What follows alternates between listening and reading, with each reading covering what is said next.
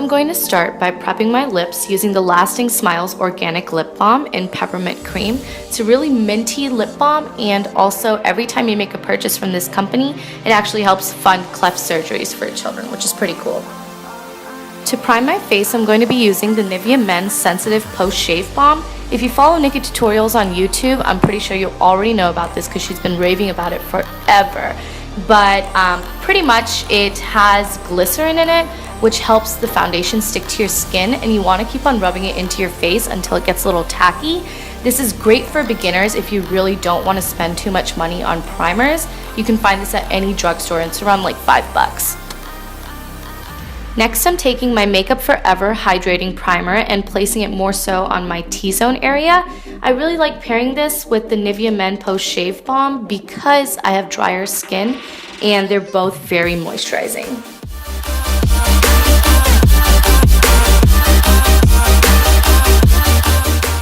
This is completely optional, but I like spritzing some Fix Plus on my face before I apply foundation because I really like dewy finishes.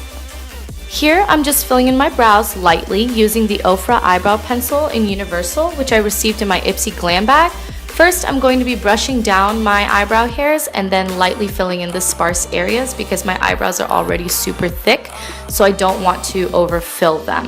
And this eyebrow pencil is great for doing that because not too much comes off when you use it, but it's still super creamy and it glides on nicely. Next, I'm just brushing my hairs back up and filling in any other sparse areas on my brows. I usually don't have to worry about shaping them up too much because my brow technician is awesome.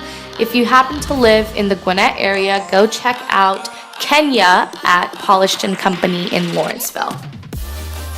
To set my brows, I'm using the Maybelline New York Brow Drama in Deep Brown.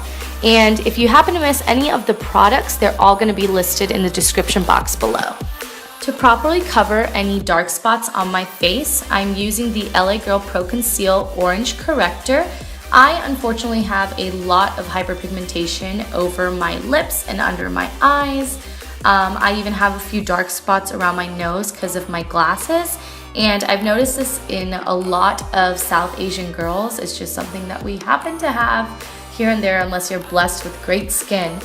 But this is something that I have to do every time before I apply my foundation. I like dampening my beauty blender with some Fix Plus because I like my foundation extra dewy. I'm taking my Makeup Forever Ultra HD foundation in Y445 and just kind of dotting that and blending it all over my face using my beauty blender. As you can tell, my foundation is actually a lot lighter than my actual skin tone. That's because my neck is a lot lighter and I need to match both of them. I like this foundation because it has a dewy finish. However, sometimes I see that my hyperpigmentation can still peek through.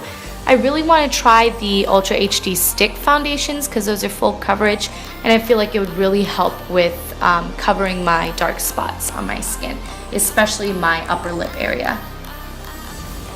Next, I'm using my LA Girl Pro Conceal in Cool Tan to highlight and cover my under eye area. I first like dabbing the product in my immediate under eye area with my ring finger because I've noticed that with LA Girl Pro Conceals, if you try to use the beauty blender, it actually picks up way too much product and it leaves a weird finish. So to actually highlight, that's when I start using the brush, and I put that on the bridge of my nose, my cupid's bow, my chin, my forehead, and around my cheekbone area. This is honestly a great product for beginners because they're super duper affordable. You can find them online, or you can actually go to Sugarloaf Mills in Lawrenceville. There's a store called Liz's Beauty, and they have all of them there as well.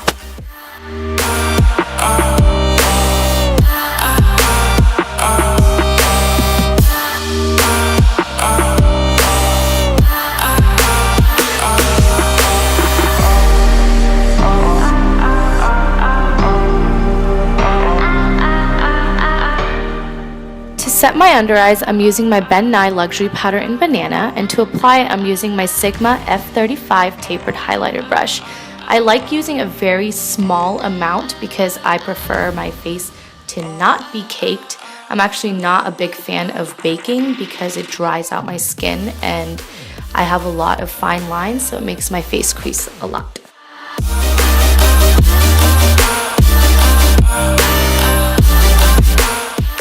If you have smile lines like I do, I usually put a little extra banana powder directly over them, and then I take my Morphe B5 brush and dust off all the excess banana powder over my face.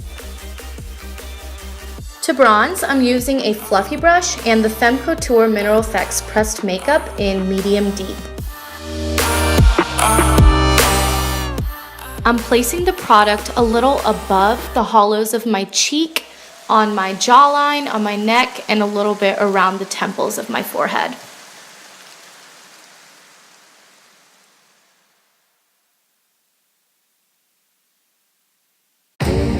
To snatch my nose, I'm going to be using a tiny angled brush and the Cover Effects Pressed Mineral Foundation in N110.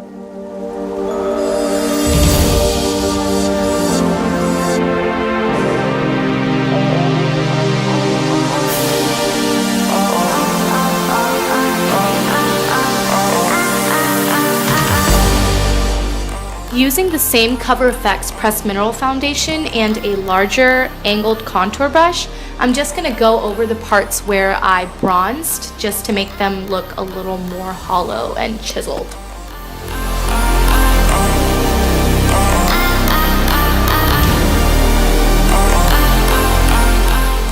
Using my e.l.f. blush brush and Milani's Luminoso, I'm going to be highlighting the top parts of my cheekbone.